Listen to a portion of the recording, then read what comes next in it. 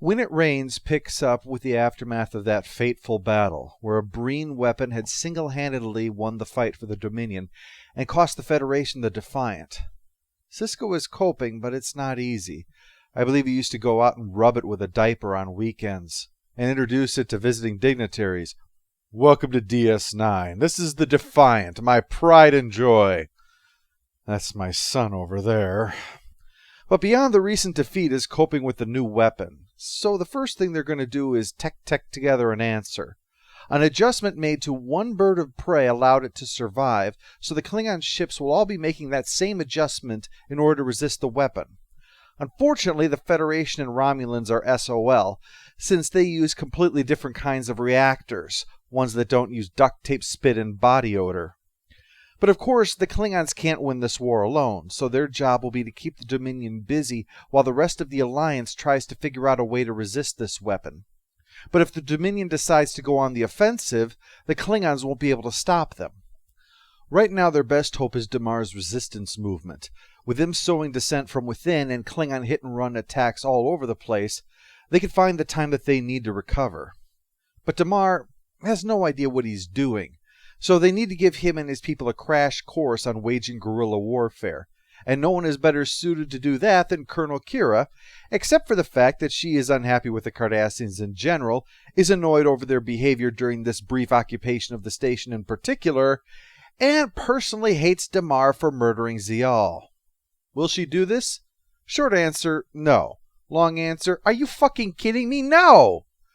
Grudgingly, she finally acquiesces, with Odo planning to join her. But first, Bashir wants a cup of Odo to study the possible medical benefits in organ replacement. I suppose What You Leave Behind would also have been a fitting title for this episode under the circumstances. Meanwhile, Kai Winn is pretending that she knows nothing about what happened to old Lemon Puss. Well done. I almost believed you myself. How like a Cardassian to find amusement in an old man's death. Yeah, well, we've all got our hobbies. She's particularly upset because she, spent all that time riding Dukat bareback without knowing who he really was. Just the thought of it, ugh. I bet if a vagina could throw up, hers did. It's also been the first division between the two of them. The Pile Wraiths chose them both, but she hates him, and he is a narcissist, so he doesn't take kindly to being hated by anybody. And he's not the kind of person to just swallow his pride when it's been wounded. And speaking of swallowing pride, Kira is going to have to team up with Garrick for this operation. This episode's theme seems to be Cardassians teamed up with Bajoran women who hate them. But anyway, they've made arrangements to meet with Damar, but Garrick also passes along Damar's concern. Given the history between them, Cardassians will be insulted at a Bajoran in a Bajoran uniform who would presume to teach them anything. And while Damar recognizes that this is necessary, his troops might not, and it could undermine his authority. So she's given a commission in Starfleet. That way, she's not a Bajoran soldier, she's a Federation advisor. I wonder if Dr. Bashir could help us with that nose of yours. I'm only willing to go so far. Damar's men are just going to have to get used to the idea of having me around. No, I was just talking about those nose hairs. Do you ever trim those? It looks like you inhaled a tribble. While they head off, a visitor has arrived. Gowron has come to personally induct General Martok into the Order of Kahless, or something like that. Once you slap the name of Kahless on every frickin' thing, it gets a little hard to keep track. The presence of Worf brings a bit of a cold breeze through the reception, given the personal enmity that Gowron has for him. But since Martok took Worf into his house, and Martok is a hero to the Klingons, Gowron is willing to forget everything and move on with getting pissed to the gills, which is a good enough reason for just about anything for the Klingons. Meanwhile, Bashir is complaining to O'Brien that Ezri seems to be ducking him, and he'd like to know why.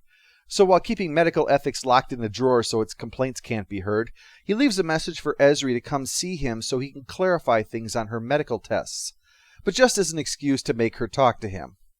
So she starts to talk about Worf, and he jumps to the conclusion that she and Worf are hooking up.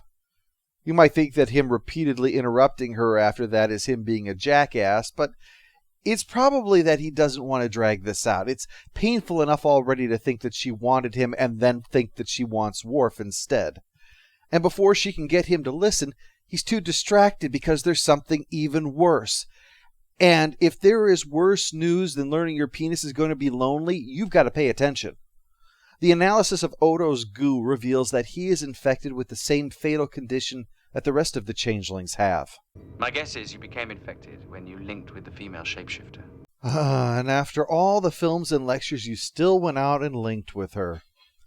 Still less embarrassing than glowing like Harry Kim. Bashir will start working on a cure while Odo goes ahead with the mission. He doesn't want to be left behind. Feeling the same is Dukat, who sneaks into Winn's room to look over that book while she's away. Remember that the allure of the Pa Wraiths is gaining great power. He doesn't want her to squeeze him out of his just reward, at least in his mind. And he does indeed get his just reward. This is what I picture in my mind whenever I think of Hillary Clinton reading Breitbart. Tommy, help me. You fool! I can't see. Ironically, this is a man who masturbates 8 times a day. Over on DS9, the Klingon ritual is underway, and you shouldn't be surprised that it involves blood and a knife. Apparently, this is the setup for the stabbing in the back, though. Gowron is going to take personal command of their fleets now. Worf notes in private that Gowron probably fears Martok's rising popularity. And I have no interest in politics. I'm a soldier. By the hand of Kalis. Oh, is that another Klingon award? Maybe a medal for winning a patty cake contest with great honor? Meanwhile, Bashir has been pursuing the cure for Odo's condition, but Starfleet Medical has been stonewalling him, classifying Odo's medical records on the grounds of GFY. When Bashir tries to clear it up, he instead gets questioned as to his motives, practically implying Bashir was a traitor for doing the unthinkable of assuming that Starfleet Medical was about helping sick people. O'Brien points out that it might be because of the Breen attack. Guys far from the front lines get paranoid when all of a sudden bombs are dropping around them. So they have to break out the biggest one of all, Sisko. And right now, after losing his ship and having to slice open his own hand to make the Klingons happy, he'll prove it's possible to reach through a subspace channel and slap someone until they listen. But things are still bad. The file Bashir gets is a fake, one that somebody went to a lot of trouble to create, and the only ones with the will to put together something like this is Section 31. They're in a bind, though. If they tell Sisko, he'll have to report it up the chain of command, and it'll tip off the bad guys, especially when Bashir realizes that all of the data points to Odo being infected the day he visited Starfleet Medical 3 years ago, that he was actually patient 0.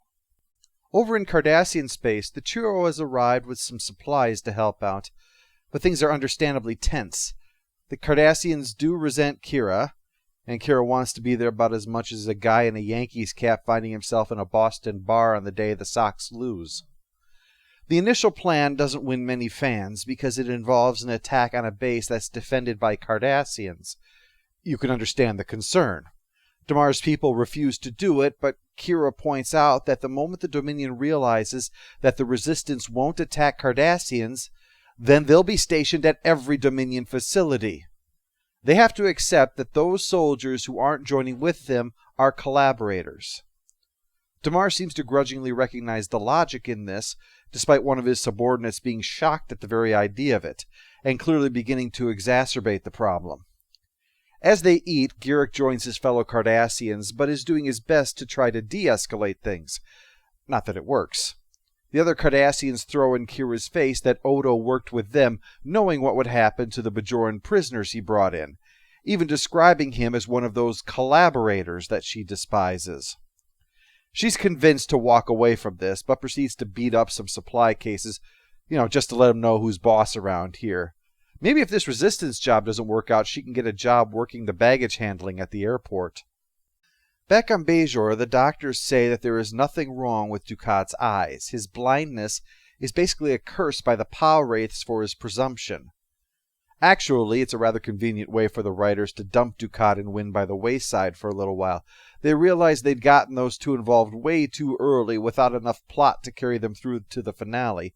So Dukat's blind, and Winn has decided what to do with him. The power wraiths have taken your sight in punishment for your arrogance. You know your ego's out of control if even Kai Winn thinks you should rein it in. That's like Neelix telling you to bathe. To teach him a lesson, she's going to have him live on the streets as a blind beggar. Which is a pity because Waltz proved that he'd really excel as the rambling, violent type of beggar. Don't you get near that dog shit, that's my dog shit! Gowron, on the other hand, knows exactly what to do, and calls in Worf and Martok to share the good news. F this holding the line crap, we're gonna attack! Sure, we're outnumbered 20-1, but that's just math, and math is for nerds, and nerds can be easily beaten up, hence victory is assured. That conclusion is inescapable. Just like certain death is. Post-episode follow-up. Annoying character goes to the wiener at Starfleet Medical. Hard to believe a little over 12 years ago, guys like this were wearing glorified onesies and hoping for a chance to study mealworms. Final score for When It Rains is 6 out of 10. Remember that this means that this is an above-average show by DS9 standards, which this closing arc has hovered around and is notable given how shaky other parts of this season were. This is an episode about moving the chess pieces around the board, so that it comes off pretty well here is something frankly remarkable. Part of this is helped by Renee Echeverria recognizing that, like with the warning from the prophets, the stakes need to be raised. Originally, Odo was going to just be a carrier for the disease but immune himself. But he realized that changing it to Odo being infected was the right move. This naturally fundamentally restructured events, but it improves the story by making this thing personal, that one of our own is being murdered by not pursuing the cure rather than trying to correct a great wrong, which is good in the abstract, but nevertheless means it's an abstract. It lacks an emotional connection that watching someone we've known dying, and the people who care about helpless to save him, would. The original plot wouldn't have allowed for a small moment for Quark to show his true feelings when he anonymously drops off coffee for Bashir and O'Brien to help in their investigation. To pick just one example from this episode.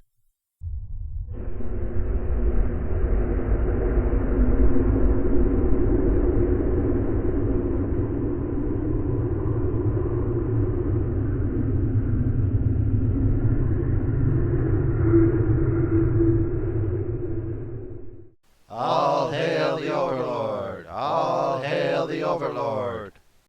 You don't know how lucky you are. Oh, why's that? She would have killed you.